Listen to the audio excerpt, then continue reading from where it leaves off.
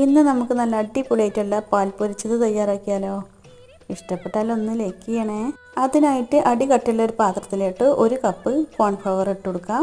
ഇനി ഒരു പിഞ്ച് ഉപ്പും 1/4 ടീസ്പൂൺ ഏലക്ക പൊടിച്ചതും കൂടി ഇട്ട് കൊടുക്കാം. കോൺഫ്ലവർ എടുത്ത അതേ കപ്പിന് തന്നെ 2.5 കപ്പ് പാലും കൂടെ ഒഴിച്ചു കൊടുക്കാം. എന്നിട്ട് ഒട്ടും കട്ടയില്ലാത്തതിന് നന്നായിട്ട് തന്നെ ഒന്ന് കലക്കിയെടുക്കാം. ഇനി നമുക്ക് ഫ്ലെയിം ഓൺ ചെയ്യാം. നന്നായിട്ട് തന്നെ ഒന്ന് കുറുക്കി വേവിച്ചെടുക്കാം. ലോ ഫ്ലെയിമിൽ തന്നെ ഇട്ടിട്ട് വേണം കുറുക്കിയെടുക്കാൻ.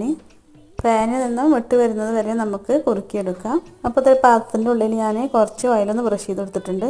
എന്നിട്ട് നമുക്ക് ചൂടോടെ തന്നെ ഇതിലോട്ട് മാറ്റാം. നന്നായിട്ട് ചൂടാറി വന്നതിന് ശേഷം നമുക്കിത് ഓരോന്നായിട്ട് കട്ട് ചെയ്തെടുക്കാം. എന്നിട്ട് കോൺഫ്ലവറിൽ ഇട്ടിട്ട് നന്നായിട്ട് തന്നെ ഒന്ന് കോട്ട് ചെയ്തെടുക്കാം. കലക്കിയെടുത്ത മുട്ടയിലൊന്ന് മുക്കിയെടുക്കാം. എന്നിട്ടിത് ബ്രെഡ് ക്രംസിലിട്ടൊന്ന് കോട്ട് ചെയ്തെടുക്കാം. ചൂടാക്കിയ അപ്പച്ചട്ടിയിൽ കുറച്ച് ഓയിൽ ഒഴിച്ച് കൊടുത്തിട്ടുണ്ട്. എന്നിട്ട് നമുക്കിത് തിരിച്ച് മറിച്ചിട്ടിട്ട് ലോ ഫ്ലെയിമിൽ തന്നെ ഒന്ന് ഫ്രൈ ചെയ്തെടുക്കാം. അപ്പോൾ എല്ലാവരും ഇതുപോലെ ഒന്ന് ട്രൈ ചെയ്ത് നോക്കിട്ടോ.